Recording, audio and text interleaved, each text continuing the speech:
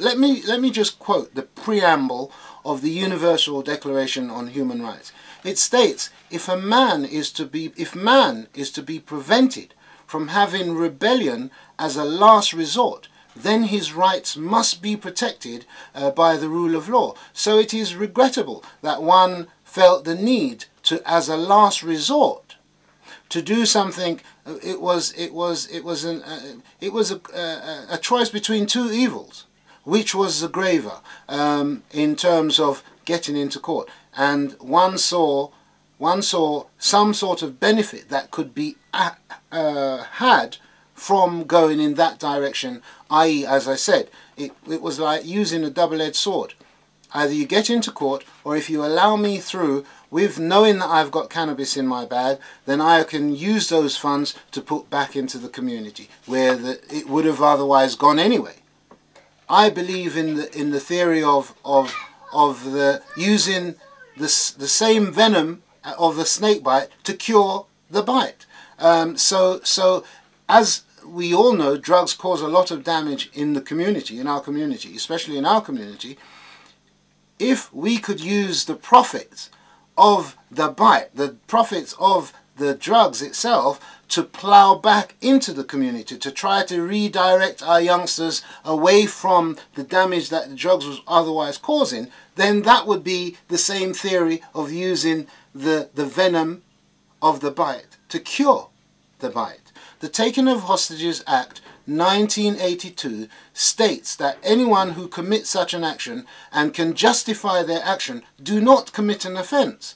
And I have stood in Middlesex Guildhall Crown Court one day on an appeal hearing, and I told this to a judge, and I said, look, I am aware of the conspiracy of silence surrounding these issues, which is allowing the judiciary to get away with everything that it is getting away. But I'm also aware of the Taking of Hostages Act 1982. And I told him if he did not want me to leave that courthouse and go and take hostages to blow the silence, then he ought to lift the ban off my license. And that judge on that day lifted the ban off my license. So I know that there are other things that we could have done, but I chose to do something that would either get us into court, one, and most fundamentally, or two, we would raise funds to fund the campaign, to buy our own publicity, as the mainstream media was denying us access to what we are entitled to.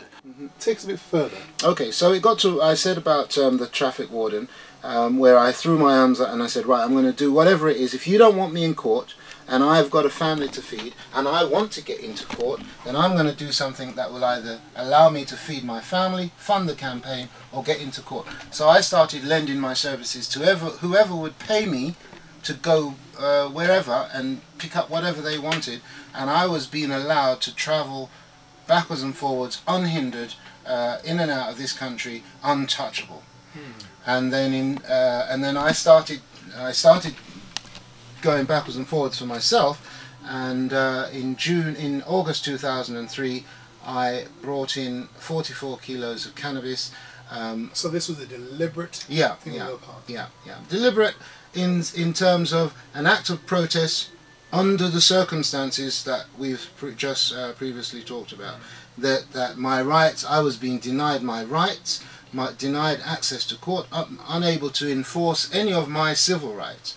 And so, and because they were determined to keep me out of court, and I was determined to either get into court. It is regrettable that anyone should have to act under last resort. They only stopped me because they did not know it was mine. I had 2 suitcases coming through, equal quantity of cannabis in each, and the one with the case with my details on, they allowed it to come through, and as normal I'm sure I would have been able to pick it up and walk out the airport, but the second case did not have my details on it, and as a result they stopped it or intercepted it. Then they allowed it to come round, and when it came round I knew they had interfered with it because I could smell the cannabis, but I said to them straight away, Caul Grant, Campaign for Truth and Justice, and so forth.